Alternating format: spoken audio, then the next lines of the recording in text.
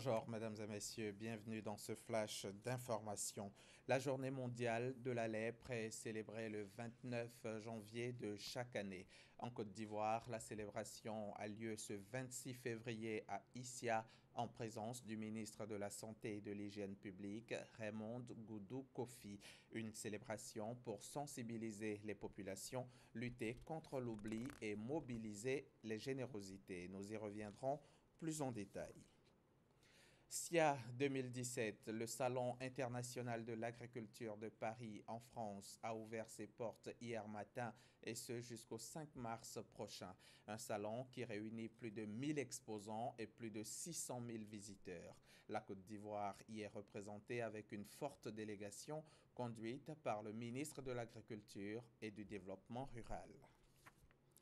Retour sur le continent africain, au Burkina Faso, où le FESPACO, le Festival panafricain de cinéma et de l'audiovisuel, s'est ouvert hier samedi à Ouagadougou. Comme tous les 2 ans, depuis 1969, la capitale burkinabé attire les regards du monde entier en célébrant le 7e art du continent et de la diaspora. Le FESPACO 2017 va se dérouler sur 9 jours. La Côte d'Ivoire est le pays invité d'honneur de ce 25e rendez-vous du cinéma africain. Franck Quadio. Coup de clap et ouverture symbolique du 25e cinéma panafricain du cinéma et de la télévision de Ouagadougou, FESPACO, par le chef de l'État burkinabé Roch Kaboré. Le stade municipal de Ouagadougou aux couleurs du 7e art, c'est tout un cinéma. Si à Abidjan, si tu vois quelqu'un qui roule tout le temps avec un casque sur la tête, ça veut dire que la personne a piqué des crédits un peu partout.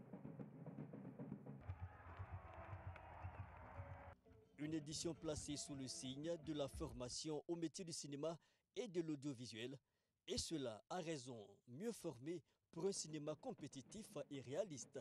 L'Afrique en a bien besoin. Nous ne devons pas constamment nous laisser inféoder par la culture des autres. Il nous faut, nous aussi, dans le cinéma, traduire les valeurs positives qui font les fondements de la société africaine. Mais l'exercice ne se fera pas seul. La synergie serait l'idéal. La Côte d'Ivoire, pays invité d'honneur du FESPACO 2017, a aussi de la ressource. 10% de la production sélectionnée est ivoirienne. Sur les 20 films sélectionnés pour le Grand Prix de Yenega, 2 sont des films ivoiriens, donc encore 10%. Cela veut dire que la Côte d'Ivoire est revenue en force après sa longue traversée du désert.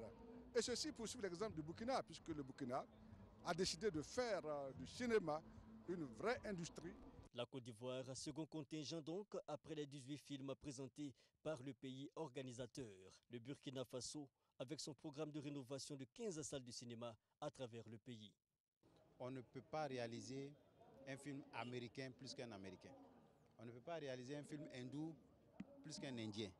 On ne peut pas réaliser un film ninja plus qu'un Japonais.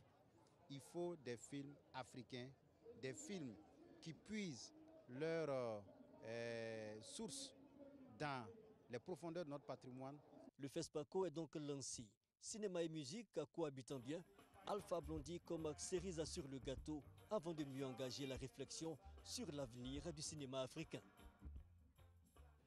En RDC, la ville de Kinshasa a décidé hier d'attribuer un carré de 500 mètres carrés pour accueillir la dépouille mortelle d'Étienne Tshisekedi au cimetière de Gombe à Kinshasa.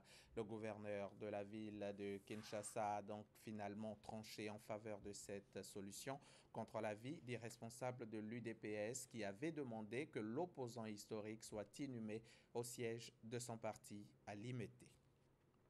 Fuyant les tueries de Boko Haram, des milliers de déplacés souffrent de la famine sur les rives du lac Tchad. L'aide humanitaire est loin d'être suffisante pour nourrir l'ensemble de ces réfugiés. Les agences humanitaires ont lancé vendredi un appel aux dons afin de fournir d'ici juillet de quoi se nourrir à près de 3 millions d'habitants de la région du lac Tchad menacés par la sécheresse, la pauvreté et les attaques de groupes Boko Haram. Ce conflit était au centre d'une conférence des donateurs à Oslo.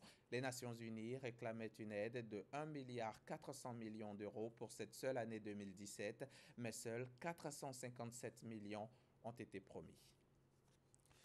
Vendredi, au deuxième jour de nouveaux pourparlers de paix entre Damas et l'opposition syrienne, l'ONU n'était pas parvenue à relancer le dialogue à Genève, tandis que la violence redouble sur le terrain, notamment à Homs. Les attentats commis hier samedi à Homs, dans l'ouest de la Syrie, ont fait 42 morts selon l'OSDH, l'Observatoire syrien des droits de l'homme. Hier à Damas. À 13 h. Aujourd'hui, l'invité du Dimanche Magazine est professeur Touré Ikra Anna. Elle est gynécologue, spécialiste en médecine de la reproduction. Sujet du jour, l'infertilité. Quelle prise en charge en Côte d'Ivoire? À tout à l'heure.